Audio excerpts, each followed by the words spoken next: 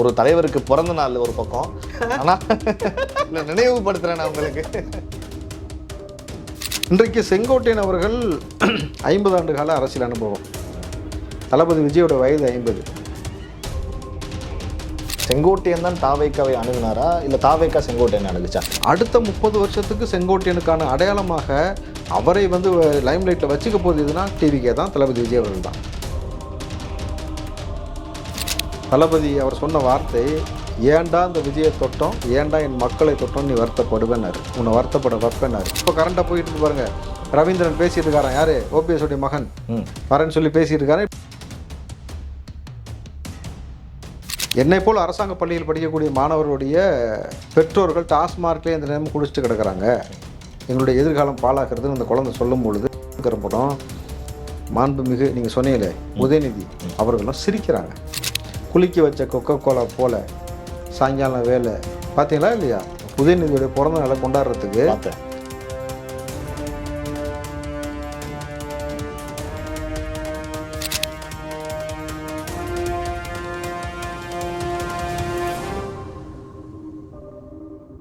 ஜாம்பவான் நேயர்களுக்கு பிரபாகரனின் அன்பு வணக்கம். இன்றைய அரசியல் அரங்கம் நிகழ்ச்சியில் நம்மோடு இணைந்திருக்கிறார் திரு ராவுத்தர் இப்ராஹிம் அவர்கள். வணக்கம்ண்ணா. வணக்கம் பிரபா.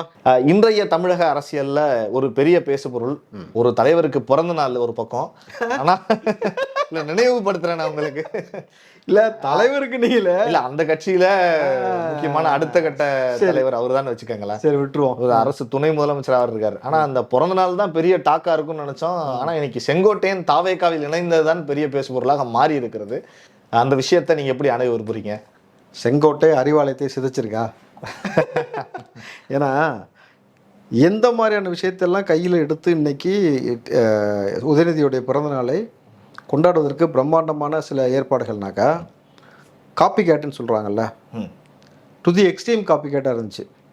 விஜய் அவர்கள் வந்து அவருக்கு ஒரு பாட்டு போட்டால் அதே மாதிரி பாட்டு, புரியுதுங்களா? பார்த்தீங்களா, குதிரையில் வந்தார். அதே தான் அவரு யானைன்னு நினைக்கிறேன், குதிரையில் வராரு. அதுக்கு நம்ம பசங்க மீம்ஸில் ஃபுல்லாக போட்டுனாங்க, பெரிய தேசிங்க ராஜா குதிரையில் வராரு, அந்த பீச்சில் வடிவில் குதிரை தூக்கிட்டு போகப்பில்ல, இரு அதுவே வரும் அப்படின்ற மாதிரி. அது ஒன்று. அதை விட நான் ரொம்ப மோசமாக பார்த்ததுனாக்கா, நிஜ ஜனநாயகன் அப்படின்னு போஸ்டர் எல்லா இடத்துலையும். இப்போ அவர் ஜனநாயகன் எல்லா மக்கள் வந்து இப்படி வைக்கிற மாதிரி, இவர் நிஜ ஜனநாயகன், இவர் வந்து மக்களோட நின்று புகைப்படம் எடுக்கிற மாதிரி. இவ்வளவு இந்த அளவுக்கு காப்பி அடித்து பண்ண வேண்டிய அவசியம் என்ன இருக்குது உங்களுக்கு? ஏற்கனவே திமுக நடத்தி கொண்டு போகிறது எல்லாமே அதிமுகலேருந்து வந்த நபர்கள் தான்.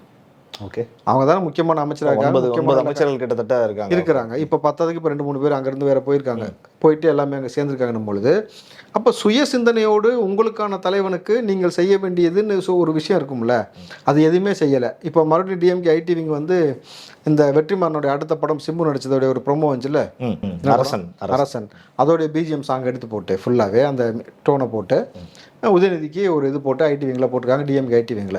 ஏன்ப்பா உங்களுக்கு அவ்வளோ பெரிய கட்சிகளுக்கு தனியாக ஒரு மியூசிக் ஒரு ரெடி பண்ண முடியாது?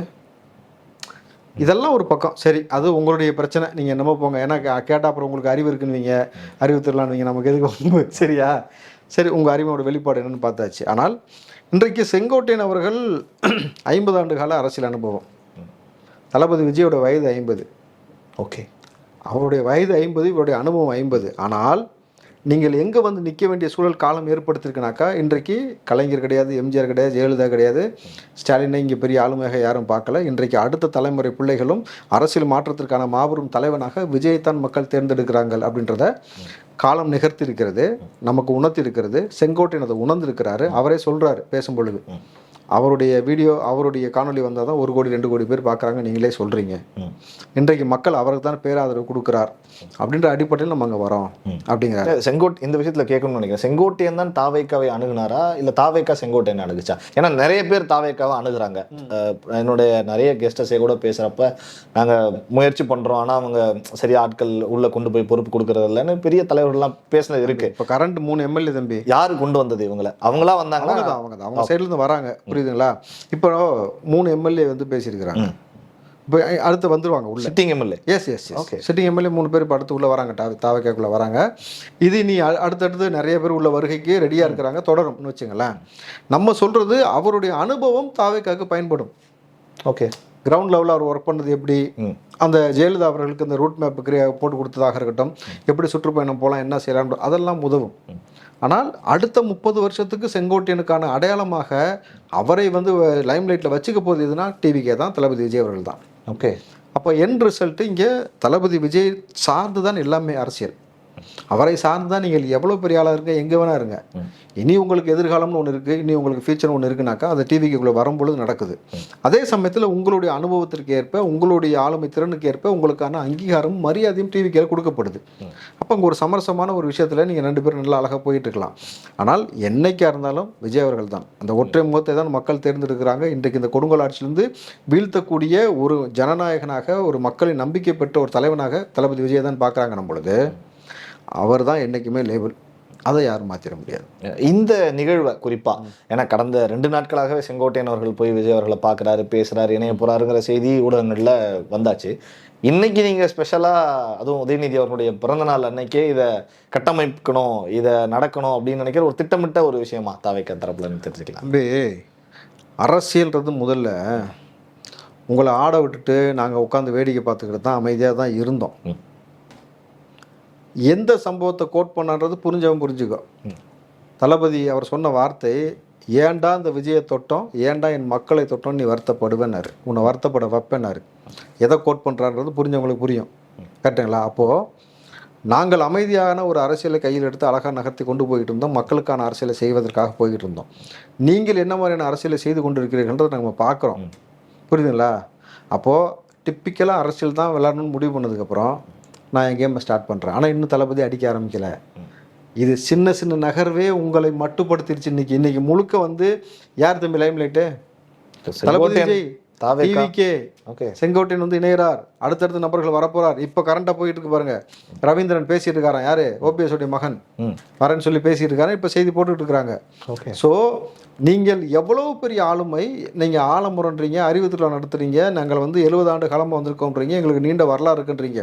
உங்கள் ஒரு வரலாறை 1000 பேரை சேர்க்கல கட்சியில், ஒரே ஒரு நபரை கொண்டு வந்து தளபதி முன்னாடி இணையும் போதே உங்களுடைய புகழ் மங்கி விட்டது. உங்களை பற்றி லைம் லைட்டில் வரல, உங்களை யாரும் கண்டுகொள்ள முடியணும் பொழுது அப்போ விஜய் அவர்கள் நேரடியாக களத்தில் இன்னும் இறங்கி அடிக்க இன்னும் அவரை நோக்கி பல நபர்கள் வந்து கட்சியில் சேர உங்கள் புகழ் மட்டும் மங்காது, உங்கள் ஆட்சி மங்கி இங்கேருந்து வெளியில் போகக்கூடிய எல்லா சூழலும் ஏற்படும், உறுதியாக ஏற்படும். அதற்கான வேலையை தான் நம்ம செஞ்சுக்கிட்டு இருக்கிறோம். சமீப காலமாக திமுக நேரடியாக எங்கேயுமே தாவேக்கா அப்படிங்கிற பெயரை உச்சரிக்கலை, திரு விஜய் அவர்களுடைய பெயரையுமே உச்சரிக்கலை. ஆனால் அவங்களை ஒட்டி இருக்கிற ஒரு எம்எல்ஏ 2 எம்எல்ஏ, கடந்த முறை ஒரு எம்எல்ஏ கூட நீங்கள் உங்களுக்கு மாவுக்கு கூட விமர்சனங்கள்லாம் இருக்குது. இப்போ ஒரு புதுசாக ஒரு எக்ஸ்எம்எல்ஏ திரு கருணாஸ் அவர்கள் கூட கடுமையாக விமர்சிச்செல்லாம் பேசியிருந்தார். இது ஏதோ ஒரு ஸ்ட்ராட்டஜி மாதிரி தெரியலையா? நேராக டிஎம்கே தொடாது, ஆனால் டிஎம்கேவை சுற்றி இருக்கக்கூடிய சின்ன சின்ன கட்சிகள்லாம் தொடுவாங்க, தலைவர்கள்லாம் பேசுவாங்க. குரங்கு குட்டியை விட்டு பார்க்குறது தான் பழமொழி. குரங்கு குட்டியை விட்டு ஆழம் பார்க்கணும் வாங்க.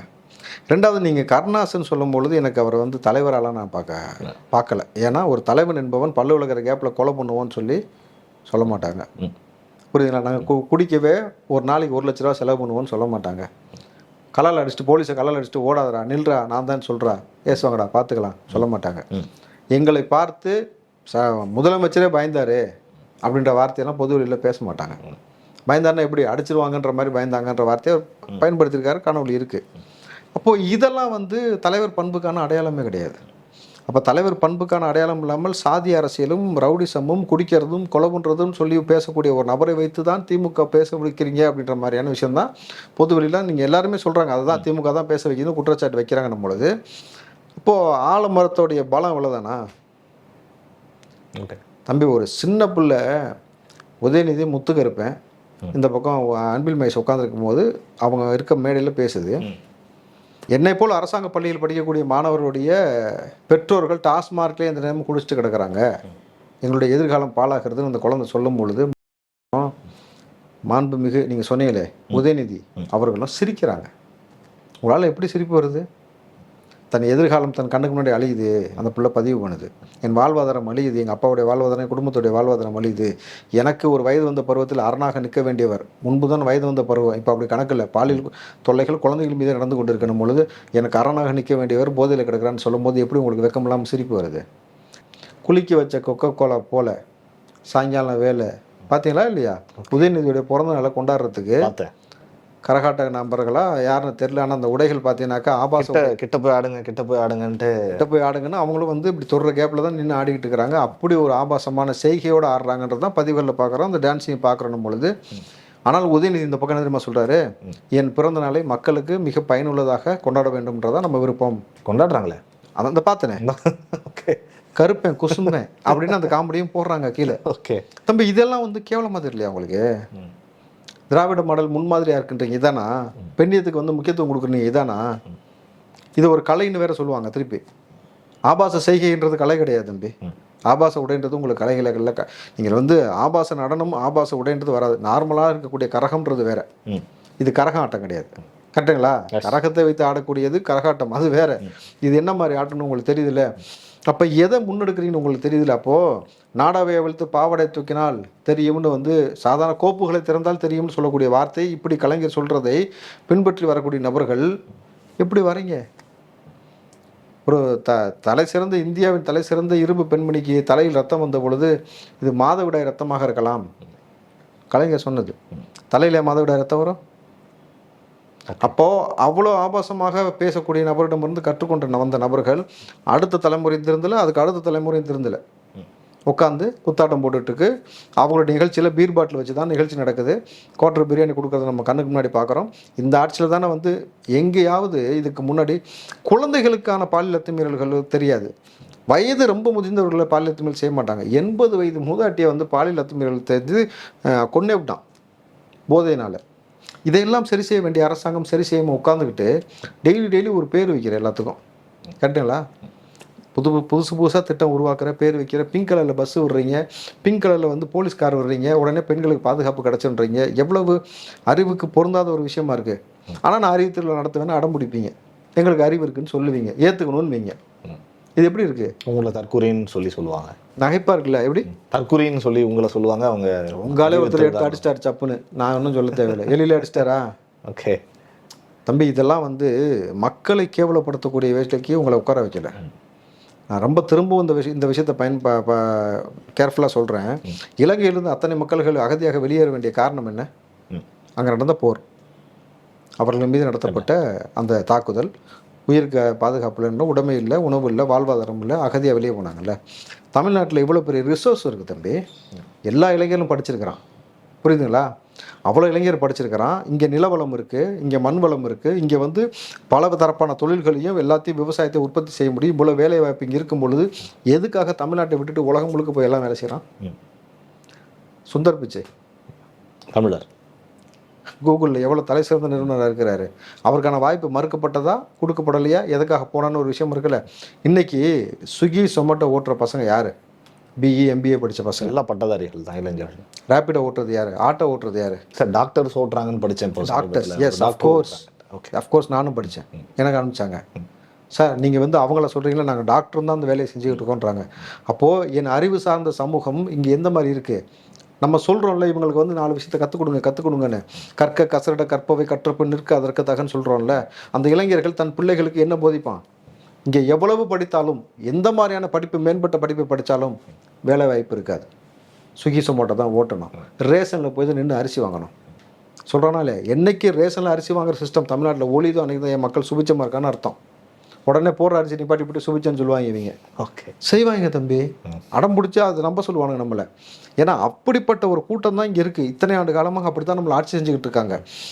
நல்லா புரியுங்க, தளபதி விஜய் அவர்கள் மக்களுக்கு வாரி கொடுத்த பொழுது அவருக்கு நல்லவர்னு சொன்னாங்க. கரெக்டுங்களா? தங்கம் வைரம் கொடுத்து, உணவு கொடுத்து, எல்லாத்துக்கும் படிக்கிறதுக்கான உதவி செய்யும் பொழுது நல்லவர்னாங்க. ஏன்டா என் மக்கள் பசியாக இருக்கான்னு ஒரு கேள்வி கேட்டவுடனே அவர் அத்தனை பேர் சேர்ந்து எதிர்த்தாக்குதல் நடத்துகிறாங்க. சாதாரண ஒரு கேள்வி தான், ஏன் என் மக்கள் இவ்வளோ பசியாக இருக்கிறாங்க, ஏன் அவனுக்கு வாழ்வாதாரம் இல்லாமல் நலிவடைஞ்சு கிடக்கு, ஏன் என் பெண்களுக்கு பாதுகாப்பு இல்லைன்னு இவரை வந்து இதை தேச துரோகி போல் எல்லாரும் சேர்ந்து தாக்குதல் நடத்துகிறாங்கனாக்கா, அப்போ இவர்கள் பண்ணக்கூடிய திருட்டுத்தனத்தை ஒரு நபர் சரியான கேள்வி எழுப்பும் பொழுது அவன் அறிவு சார்ந்து சிந்திக்கிறான், அறம் சார்ந்து சிந்திக்கிறான். கோடி பேர் வந்து தளபதிக்காக நிற்கிறான், அடுத்த ஆட்சி மாற்றத்திற்கு அவர் தான் கொண்டு வர நினைக்கிறான் பொழுது இவர் இந்த விஷயத்தெல்லாம் பேச ஆரம்பிக்கிறாரே. இங்கே நம்ம இவ்வளோ சாராயம் இவ்வளோ இதில் மது போதையில் அவங்க அடிமைப்படுத்தி கிடக்கும் பொழுதும், கோயிலுக்குள்ளே விடாமல் கோயிலை மூடி வச்சிருந்த பொழுதும், வந்து சாதி பாகுபாடு இருக்குது, வேங்க வேலை மலம் கலந்த விஷயம் இருக்குது, வேலை வாய்ப்பு இல்லாமல் பல ஊருக்கு ஓடிட்டா மிச்ச சொச்சம் இருக்கிறவனும் இந்த மாதிரி அறிவு சார்ந்து யோசிச்சுட்டு தளபதி நின்றக்கூடாதுன்றதுனால ஒட்டுமொத்த தாக்கத்திலும் தளபதி நோக்கி இருக்குது. எத்தனை பேர் வேணா நாங்கள் பார்த்துக்குறோம், அதெல்லாம் எனக்கு பிரச்சனையே கிடையாது. ஏன்னா அவருடைய வேல்யூ என்னன்னு அவருக்கு தெரியும், அவருடைய வேல்யூ என்னன்னு உலகத்துக்கே தெரியும். நீங்கள் அவரை தேவையில்லாமல் சீண்டிங்கனாக்கா. சமீபத்தில் திரு விஜய் அவர்கள் ஒரு 12 வாக்குறுதின்னு நினைக்கிறேன், தேர்தல் வாக்குறுதியாக கூட நம்ம எடுத்துக்கலான்னு போட்டிருந்தாரு. எல்லோருக்கும் நிரந்தர வீடு, வீட்டுக்கு ஒரு மோட்டார் சைக்கிள், ஒவ்வொரு வீட்டிலும் கார் இருக்கும் வகையில் பொருளாதார மேம்பாடு. ஆனால் பல பேர் வந்து ஒரு வீட்டுக்கும் கார் தரேன்னு சொல்லியிருக்காரு அப்படின்னு பேசுறதை விவாதிச்சதை நம்மளால பார்க்க முடியும். இப்போ புரிஞ்சா யார் தரக்கூடியன்னு? சரி சொல்லுங்க. இல்லை, நம்ம தெளிவாக இருக்கணும், நம்ம சொல்கிறோம், இருக்கிறத சொல்லிடுறோம். ஒவ்வொருவரும் குறைந்தபட்சம் பட்டப்படிப்பு, வீட்டில் குறைந்தபட்சம் ஒருவருக்கு நிரந்தர வருமானம், அதற்கான வேலைவாய்ப்பு, அதற்கு தகுந்தபடி கல்வியில் சீர்திருத்தம், அரசு மருத்துவமனையை நம்பி செல்லும் வகையில் வசதி, இதெல்லாம் நம்ம பார்க்க வேண்டியிருக்குன்னு நினைக்கிறேன். சரி, நீங்கள் பேசுவீங்க நினைக்கிறேன். பருவமழையில் எதுவும் பாதிக்காமல் இருக்கும் வகையில் மேம்பாடு, மீனவர்கள், தொழிலாளர்கள், நெசவாளர்கள், அரசு ஊழியர்கள், ஆசிரியர்களிடம் கருத்து கேட்டு பாதுகாப்பு வளர்ச்சி திட்டங்கள் செயல்படுத்தப்படும், தொழில் வளர்ச்சியில் கவனம் ஈர்க்கும், சட்டம் ஒழுங்கு கண்டிப்புடன் இருக்கும் அப்படின்னு ஒரு 12 விஷயங்களை வாக்குறுதிகளாக கொடுத்துருந்தேன். இந்த விஷயங்கள்லாம் சொல்லி செய்தியாளர்கள் பல பேர்கிட்ட கேள்வி கேட்டு கருத்து கேட்டப்ப அதிமுகவுடைய முன்னாள் அமைச்சர் திரு ஜெயக்குமார் அவர்கள்ட்ட இது குறித்து கேட்டப்ப சொன்னார், முதல்ல அத்தைக்கு மீசை முளைக்கிட்டோம், அதுக்கப்புறம் பேசலாம் அப்படின்னு ஒரு வரியில் சொல்லியிருந்தார். எப்படி பார்க்குறீங்க அந்த சென்டென்ஸை? நீங்கள் அத்தையை மட்டுமே பார்க்குறீங்க, நான் சொல்கிறேன். என்ன ஃபோக்கஸ் வெறும் பொம்பளையே பண்ணக்கூடாது. ஓகே, சமூகத்தை நோக்கி நீங்கள் யோசிக்கணும். எவ்வளவோ உதாரணம் இருக்கும் பொழுது அது என்ன வந்து அத்தைக்கு மீசை முளையிட்டோம் அப்புறம் பார்க்கலாம் அப்படிங்கிற பழமொழி. ஏன் நம்ம எப்பயுமே நீங்கள் தமிழ் தெரிஞ்சவங்களுக்கு புரியும், கனி இருப்ப காய் கவர்ந்தட்டுன்னு ஒரு வார்த்தை இருக்குது. நல்ல சொற்கள் இருக்கும் பொழுது நமக்கு எதுக்கு தேவையில்லாத சொற்கள் மாதிரி இருக்குது. ஏன்னா நீங்கள் எதை நோக்கி சிந்திக்கிறீங்களோ அதை நோக்கி தான் வார்த்தை வரும்னுவாங்க.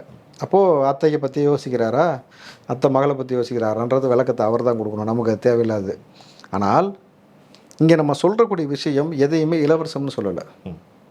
இங்கே தொழில் வளத்தை மேம்படுத்தும் பொழுது, தற்சார்பு முறையை மேம்படுத்தும் பொழுது, விவசாயத்தை சரி செய்யும் பொழுது, நீர் ஆதாரத்தை இங்கே வந்து உண்டாக்கி அதை பாதுகாக்கும் பொழுது, சிறு ஒரு தொழில்கள் அழிந்து போயிடுச்சு, நலிவடைந்துருச்சு. இந்த திமுக வந்ததுக்கப்புறம் கரண்ட்டை கட் பண்ணி அதுக்கப்புறம் வந்து பார்த்தீங்கன்னாக்கா உங்களுக்கு சிறு ஒரு தொழில்கள் அழிஞ்சு போச்சு. இன்னும் சொல்லப்போனால் தண்ணி பஞ்சம் ஏற்படும் பொழுது பொள்ளாச்சி போன்ற மிக முக்கியமான தென்னை விவசாயம் செய்யக்கூடிய இடத்துல பார்த்தீங்கன்னா மரங்கள் பட்டு போச்சு.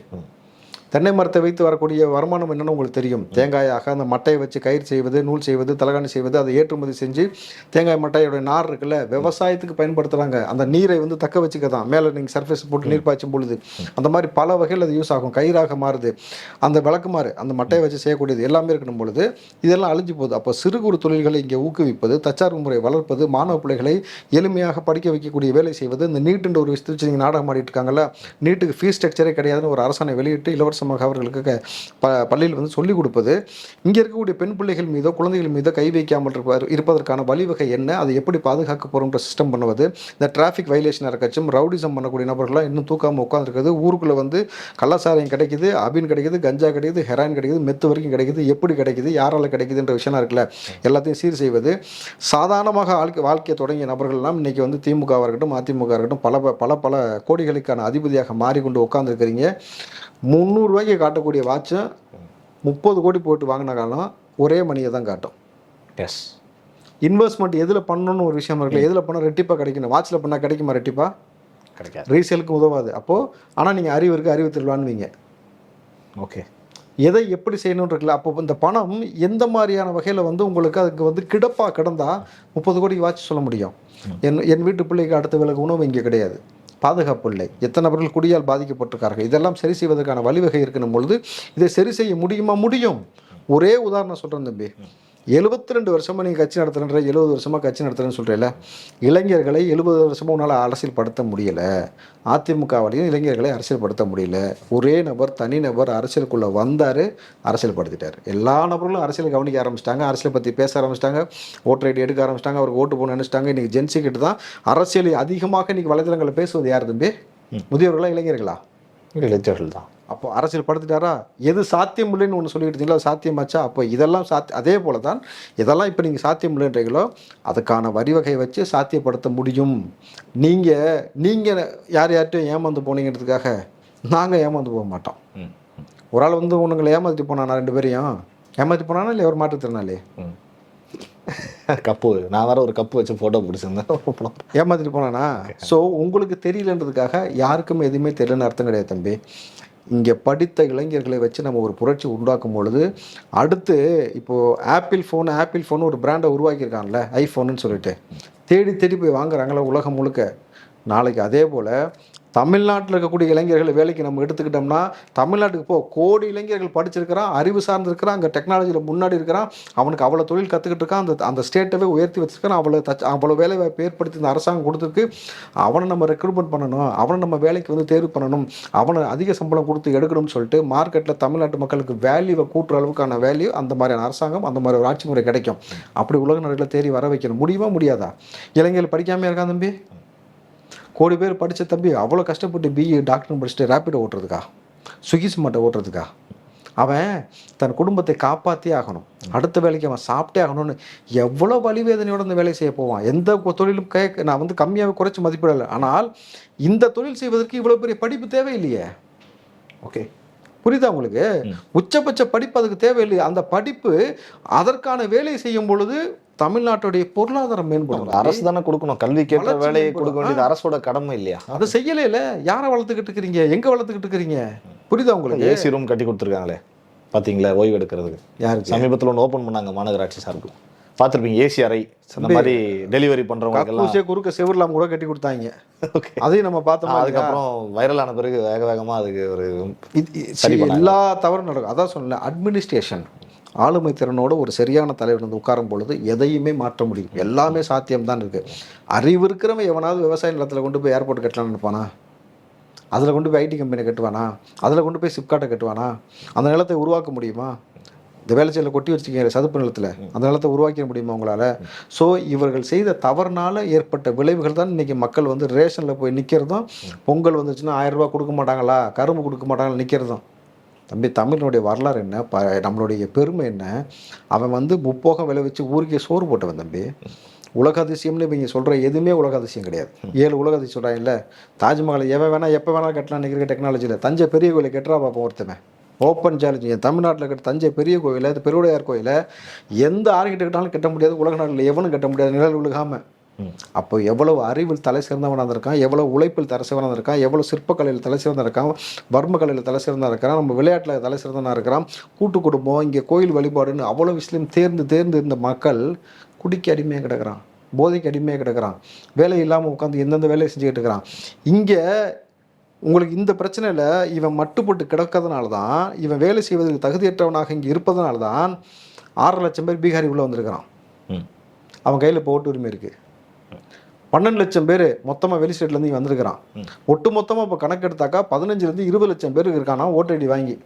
ஓகே, இந்த வேலையெல்லாம் செய்ய வேண்டியவன் யார்? இங்கே உள்ளவன், தமிழர்கள். இங்கே இருக்கிறவங்க, இங்கே இருக்கவன் என்ன பண்ணிட்டான்? குடிக்கு அடிமையாக்கப்பட்டு, போதைக்கு அடிமையாக்கப்பட்டு, வலுவிழந்து கிடக்கிறான். அங்கேருந்து வந்து இங்கே அவன் பிழைக்கிறான். அவன் டிசைட் பண்ணுறான் தமிழ்நாடு அரசியலில் யார் வரணும்னு. புரியுதுங்களா? அவன் யாருக்கு ஓட்டு போடுவான்? இங்கே உள்ள ஆளுக்கு ஓட்டு போடுவான். இது எவ்வளோ பெரிய அரசியல் சூழ்ச்சின்னு உங்களுக்கு புரியுதா? நாளைக்கு இது இப்படியே போகும் பொழுது ஒரே நாடு, ஒரே தேர்தல், ஒரே உணவு, ஒரே மதம்னு கொண்டு வந்து நிப்பாட்டக்கூடிய ஒரு சூழல் ஏற்படும். இது பேராபத்து தமிழ்நாட்டுக்கு. தமிழ்நாட்டுக்கு கிடையாது, இந்தியாவுக்குமே. அப்போது நீங்கள் நான் மோடி அவர்கள் தலை சிறந்ததாக தமிழ்நாட்டை, இந்தியாவை வல்லரசு ஆக்கிட்டேன், பெரிய வளர்ச்சி பெற்றிருக்கோன்னு சொல்கிறாருல, அப்படி பெற்றிருந்தா எதுக்குப்பா வட மாநிலத்தவர் அத்தனை பேர் இங்கேருந்து உட்காந்துருக்கான்? ஓகே, அங்கே வேலையில் தானே உட்காந்துருக்கான். அப்போ அங்கே அந்தளவுக்கு மோசமாக இருக்க தானே அர்த்தம். ஆனால் நீங்கள் வெளியில் என்ன விட்டுவீங்க? இந்தியா வல்லரசு ஆயிடுச்சு, இந்தியா பெரிய லெவலில் வளர்ந்துருக்கு, இந்தியா பொருளாதாரத்தை வளர்ந்துருக்கு. அரசியல் சூழ்ச்சி தம்பி, இது எல்லாமே ஒட்டுமொத்த அரசியல் சூழ்ச்சி. இதை மாற்றணும்னாக்கா திராணியோடு இவர்களை எதிர்க்கிறதுக்கு ஒரு நபர் வந்து நின்னால் மட்டும்தான் சரியாகும். அப்படித்தான் விஜய் அவர்களை பார்க்கிறார்கள். அதனால தான் நம்ம அவரை ஆதரிக்கிறோம். கொடுங்கோல் ஆட்சியாளனுக்கு பக்கபலமாக நிற்காதுன்னு மார்க்கம் கற்று கொடுத்துருக்கு. அதனால் நாங்கள் நிற்கலை. இவர் வந்திருக்காரு, மக்கள் நேசிருக்காரு, வருமானத்தை விட்டு வந்திருக்காரு, சரியான ஆள தெரிகிறாரு, நான் அதனால் அவர் கூட நிற்கிறேன். இப்படி தான் ஒவ்வொரு மக்களும் விஜய் அவர்களை தேர்ந்தெடுக்கிறோம். இதான் அவரை தேர்ந்தெடுக்கக்கூடிய காரணம். பார்ப்போம்ண்ணே, வரக்கூடிய தேர்தலில் 2026 மக்களும் உங்களை மாதிரி தேர்ந்தெடுக்கிறாங்களா, இல்லை என்ன முடிவு கொடுக்குறாங்க அப்படின்னு. நன்றிண்ணா. நன்றி.